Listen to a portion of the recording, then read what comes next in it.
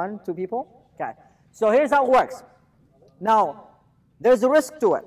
First, I want to talk to you about what's the technique. The technique is sandwich. So what's called sandwich is you want to start with a positive, you want to end it with a positive, and you want to slide the constructive feedback in the middle. Okay? So it sounds something like this. You know, I really like how you handle that customer. You were very patient with them. Okay? Next time, please smile as you're talking to them. And here's why it's important to do that, because blah, blah, blah, blah. And by the way, when you're around, things are moving smoothly. Okay? So you start with a positive, you end it with a positive, and you slide the constructive feedback.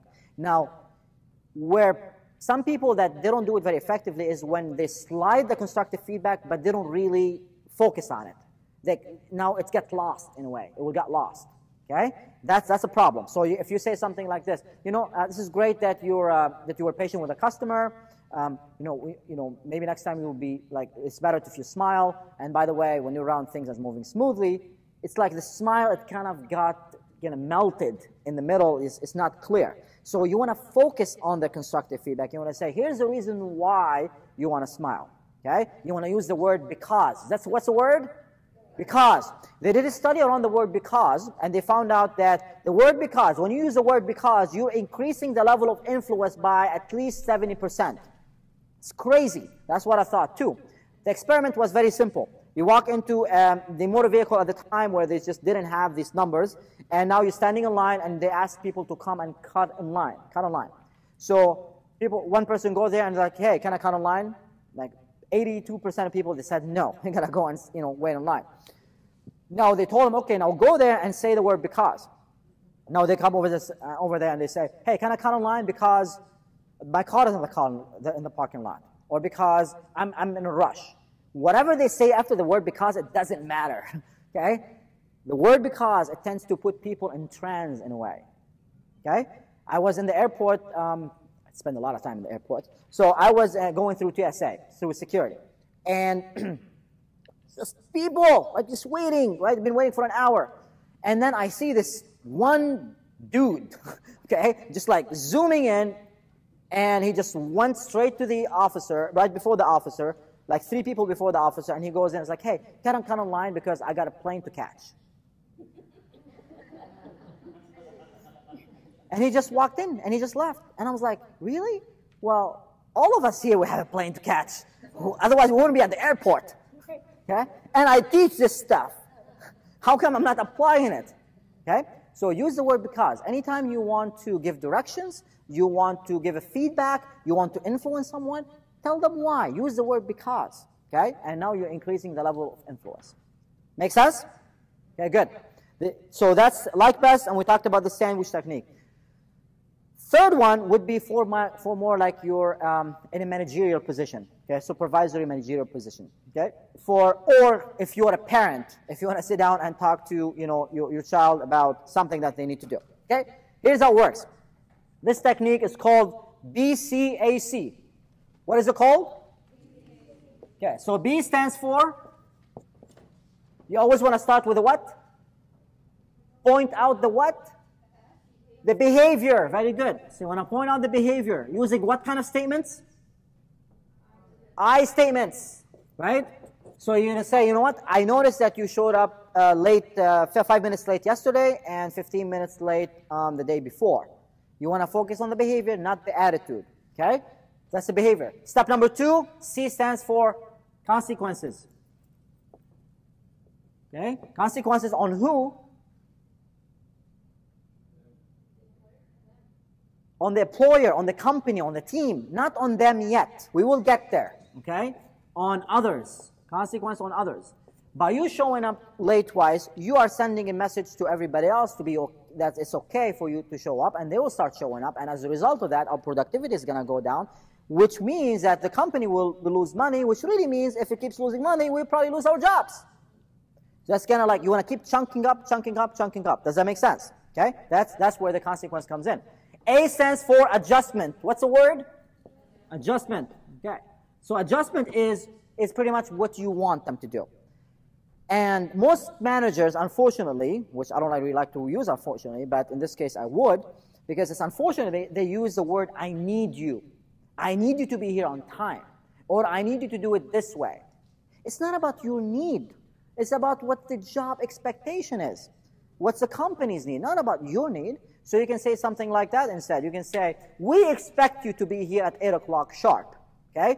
Or, I expect you to have a professional language in the workplace, okay? Whatever it is, use the word expectation, not need. I expect you versus I need you, okay? And C stands for, again, consequences. This time, it's on them. Most managers, they don't bring that up, and which means that the employees will repeat that behavior. Some people are moved away from pain, and some people are moved towards pleasure. So in order for you to put these consequences in place, you need to put the both. You want to put the constructive, the positive consequences, and the negative consequence. So what could happen if you would? What wouldn't happen if you don't? So what would happen if you do, and what would happen if you don't? Okay? That's what I meant to say. So plus and minus. So here what you say is this. You say, if this happens one more time, okay? Well, before you go to the negative, let's start with the positive. Okay, let's start with the positive. The positive, you say something like, okay, great. By you showing up on time, what would be a positive consequence in this case? Get more job done, productivity. Okay, you just say, and you know that project that you wanted to be part of, I promise you I'll look into it. Or you know that flexible schedule that you really want, I'll look into it. Okay? You don't make promise unless you're really certain about it. Okay? But you want to keep it there in the background. Let that to be an extrinsic motivator for them. Okay? Now here's the thing. Here's the word however, or actually the word but, even actually more effective. Okay? So after you say the positive consequences, you say, and this, if this happens one more time, I'll be forced to. What's the word? Forced. I'll be forced to. And then you insert whatever consequence you want. I'll be forced to write you up. Or I'll be forced to have you come here on Saturday and to do that work. Or I'll be forced to have you to do that work again. Okay? And now you're going to follow it with the word but. But we're not going to have to go that route, are we? What would that do when you say that? It gives them an opportunity for buy-in. So they can say, oh yeah, no, we're not going to have to go that route. Okay, so now you got their agreement. You got their alignment. Does that make sense? Yeah? All right, good. So what's the phrase? First, start with a positive. You know, when you do this, you're going to get this benefits. And if this happened one more time, I'll be forced to. You insert the consequences right there, but we're not going to have to go that route, are we? You want to ask a question in the end. You want to get their buy-in.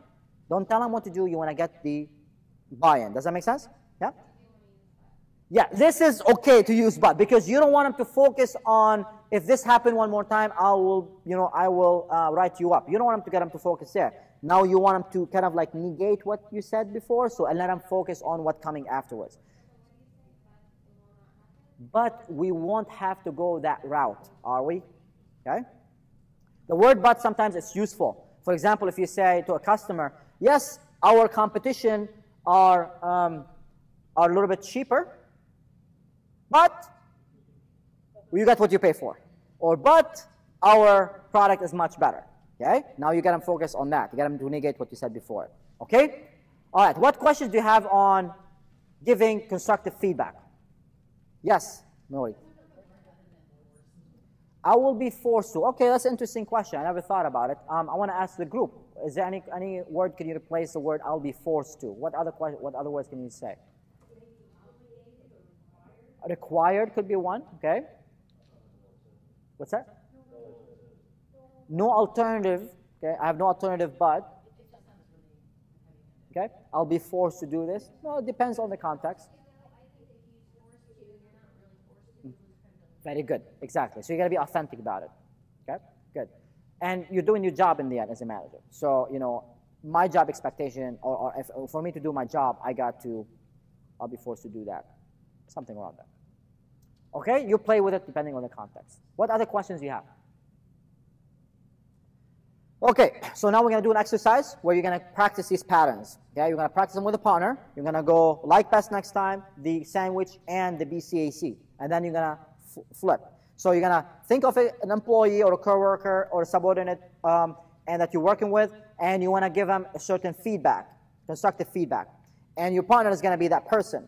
And you are going to deliver that feedback, and then your partner is going to switch. Your feedback is going to deliver that feedback back to you, and you're going to give each other feedback on how well you've done.